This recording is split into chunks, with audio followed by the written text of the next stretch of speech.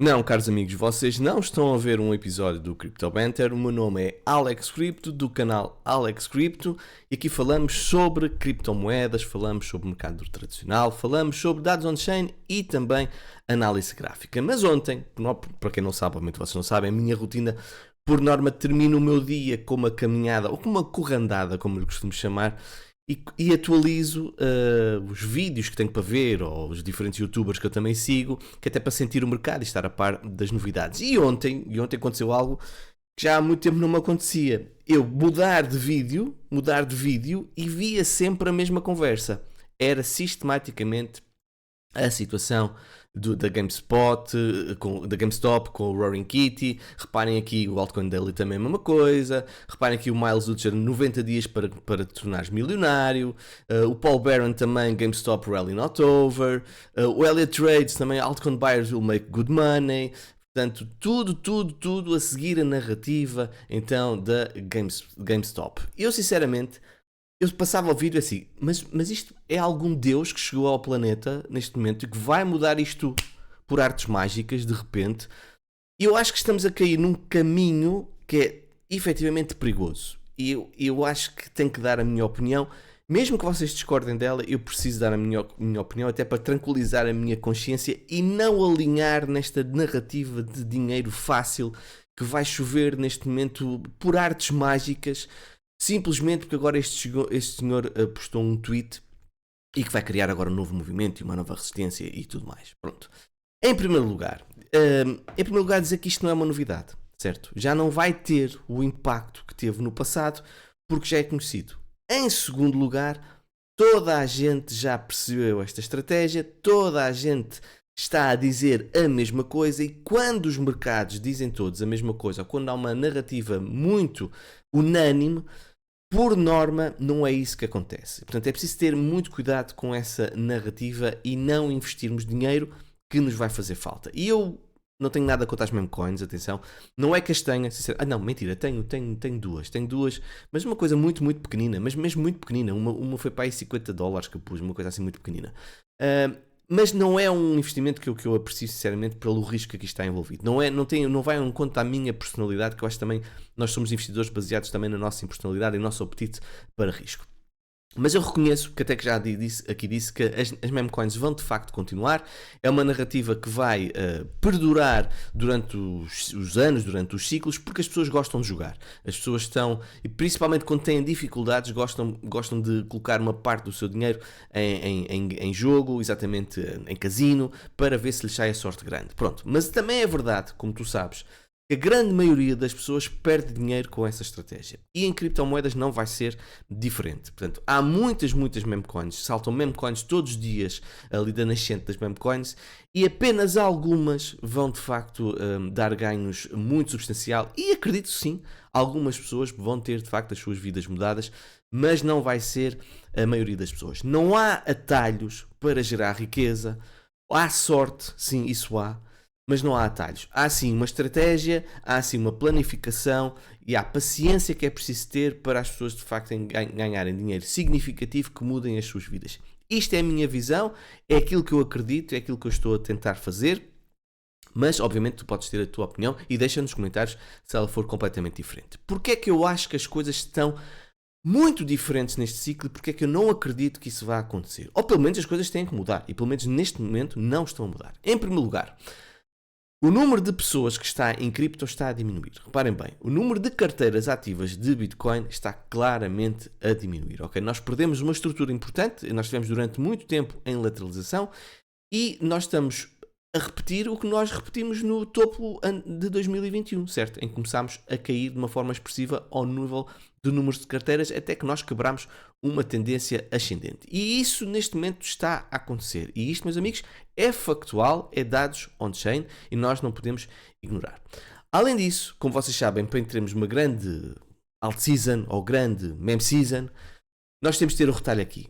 E vocês podem ver, e obviamente que a porta de entrada vai ser Bitcoin. Não acredito que enquanto Bitcoin não atingir máximos históricos, então se Bitcoin estiver a corrigir, que nós vamos ter uma meme season muito forte. Não faz qualquer sentido, ou se isso acontecer, eu vou estar aqui para engolir estas palavras e dizer que me enganei, mas vou ficar muito, muito surpreendido se tal acontecer, porque as pessoas têm que ter claramente um sentimento de risk-on extremo para investir em grandes quantias em meme coins. E como vocês podem ver aqui no Google Trends, o termo de pesquisa de Bitcoin tem vindo a cair de uma forma significativa e reparem, não atingiu o pico que nós já vimos em ciclos anteriores. Portanto, o retalho não está cá, não está interessado nisto. Aquilo que nós estamos a assistir é uma mudança, uma rotação de capital das... Lá aí ao meu microfone.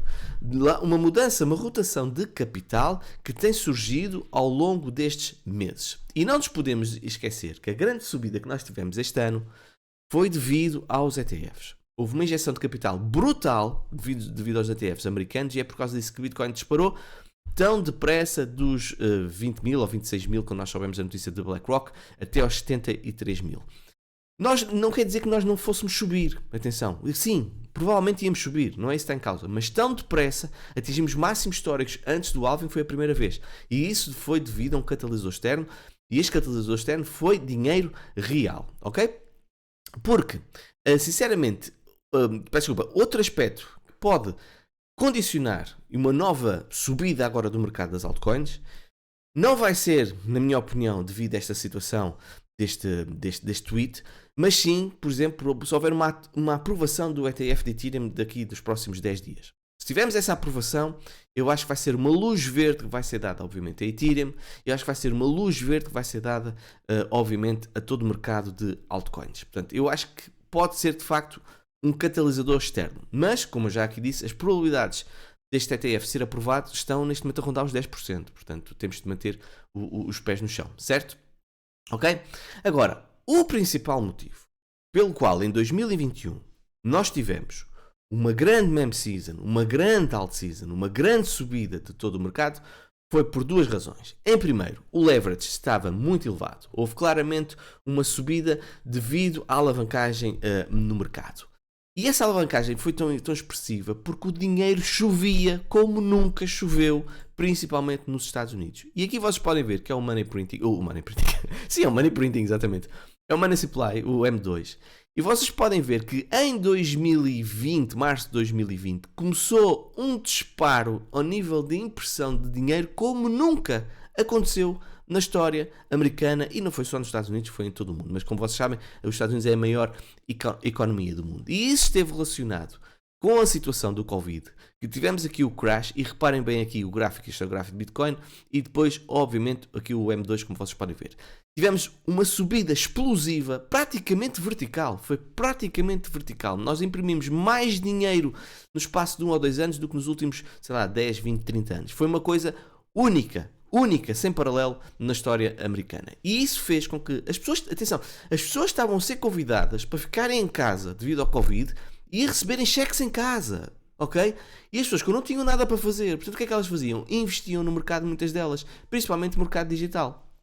Portanto, este foi o principal motivo, obviamente os fundamentos da Bitcoin, obviamente a adoção de Bitcoin e tudo mais, para uma brutal época de alta das criptomoedas e também das meme coins. Não foi por causa daquele tweet, daquela coisa. Não foi, ok? Isso é uma consequência de, ok? Não é o catalisador principal. Portanto, e por isso, neste momento, para vermos uma subida expressiva das meme coins, das altcoins, do mercado cripto todo, em geral, nós temos que ver novamente as impressoras a voltar a funcionar, ok? E neste momento o que está a acontecer com o M2, ele está estabilizado já há uma série de tempo. Reparem, esteve estabilizado e esta subida toda de Bitcoin foi devido aos ETFs, como eu acabei de dizer. A boa notícia é que parece que isto está a começar a inclinar para cima, mas ainda não temos confirmação. E se nós começarmos a ver este M2 aqui a subir, sim, eu acredito que nós vamos para máximos históricos, eu acredito que todos os mercados vão reagir de uma forma positiva, exatamente porque nós vamos ver uma desvalorização das moedas fiat, ok? E no par, obviamente que estes ativos vão começar a subir. Alguns, se calhar, vão dizer, sim, foi por causa daquela situação do GameStop, do Roaring Kitty, foi isso que levou a esta nova subida. acreditem nisso se quiserem, mas sinceramente eu gosto de ver as coisas de uma maneira diferente. Eu acho que, como eu disse, não há atalhos e eu acho que tem que haver muito, muito dinheiro para fazer subir estes mercados. Portanto, meus amigos, eu continuo bullish no mercado, como é óbvio. Sim, eu acho que nós vamos ter uma crise muito forte, não sei quando, mas eu acho que o principal motivo para nós vermos Bitcoin subir, principalmente Bitcoin, agora vamos entrar essencialmente em Bitcoin, é a crise que provavelmente vai surgir nos Estados Unidos. Eu acho que as coisas vão ter um shake-out muito, muito forte nos próximos anos. Pode demorar uma década, pode demorar 5 anos, pode demorar um ano, não faço a menor ideia.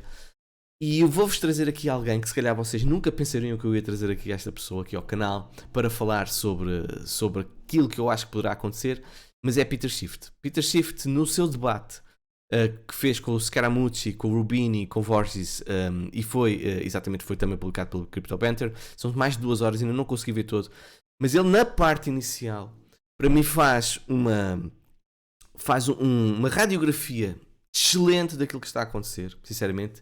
Só que o grande problema para Peter Schiff é que ele só pensa em ouro. Se o homem começasse a abrir um bocadinho os horizontes, a tirar as palas que tem nos olhos relativamente a Bitcoin, aquilo que ele vai dizer, reparem, cola muito bem com o ouro, mas cola também muito, muito bem com Bitcoin. Ok? Vamos ouvir.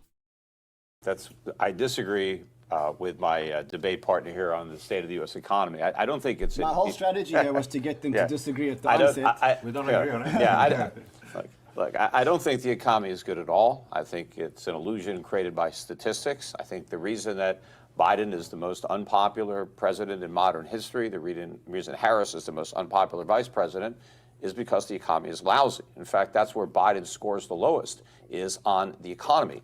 I think that we're suffering from 20 years of monetary and fiscal policy mistakes. Inflation has driven the cost of living up maybe 30, 40% in the last few years. As a result, American families are struggling. They're borrowing.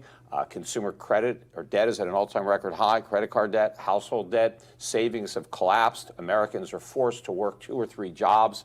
We've never seen so much moonlighting in the United States, so people are having to give up their evenings, give up their weekends. They're taking extra jobs because there's the only way they can pay the rent, put food on the table, keep the lights on. So I think we have a very weak economy. Look at the debt. Our budget deficits are running at maybe $3 to $4 trillion a year, almost $1 trillion a quarter. Our trade deficits are $1 trillion a year, so we're hemorrhaging red ink. We're living off of debt and government spending. And I think we're benefiting from the fact that other countries are also suffering from the same monetary and fiscal policy mistakes, and that's causing people to take refuge in the dollar. So I think the dollar remains overvalued versus other fiat currencies. It's losing value in terms of purchasing power. It's losing value in terms of gold. But the fact that it's not losing as much value as the yen or the euro or the pound is temporarily, I think, propping up the economy. But I think we're headed for a dollar crisis and a sovereign debt crisis that's going to result in a massive economic financial crisis, much worse than what we had in 2008, much worse than anything we experienced during COVID. Okay, so before I move on to the other side, I just want to, what do you think the timeline is for this collapse? Is there like a defibrillator in here or something? Timelines are always tough. If Schiff causes a heart attack, I just want to make sure somebody's here to help us. But no, it's always tough on the timing because obviously these problems have been growing for not just years, decades. But I think if you just look at the rate at which they're growing exponentially, right now we're spending $1.1 trillion a year on interest on the debt. That's more than we spend on national defense. By next year, it'll be up to $2 trillion. So interest on the debt will be more than we spend on Social Security or Medicare. And within a couple more years, just with interest rates where we are, you'll be looking at a situation where 100% of all tax revenue is needed just to pay interest on the debt, not any of the principal, but just to pay the interest. So clearly, there's going to be a debt crisis that's coming. It's relatively soon, and I think it's going to manifest as a currency crisis, because rather than defaulting, which would be the least bad alternative, we're going to inflate. The Fed is going to go back to quantitative easing in a big way. I think we're going to print more money in the next round than in 1, 2, 3, and 4 combined. And I think the markets don't expect this right now. They think the Fed has succeeded and that inflation is headed back down to 2%. There's not a chance that that's going to happen. It's not only the markets. Yeah. Nouriel over here said the same thing. So it's not only the markets.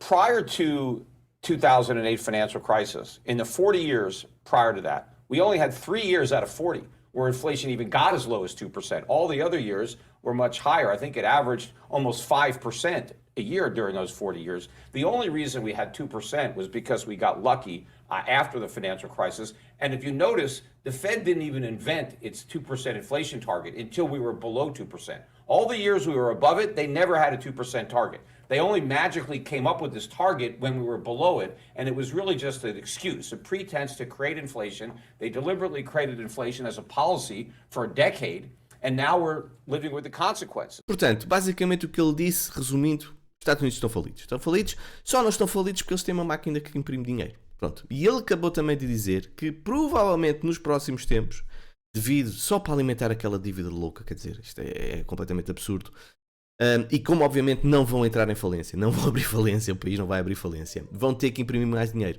E ele disse, reparem, e há outras pessoas que estão a dizer exatamente isso, como o RuPaul e outros analistas também, que nós vamos ver nos próximos anos uma impressão de dinheiro nos Estados Unidos como nunca se viu, ou seja, superior àquilo que está a acontecer no Covid. E é por causa disso que há muita gente que diz, como o Michael Saylor e outros também, que nós vamos ver Bitcoin a atingir valores se calhar impensáveis, certo? Isto é a opinião deles.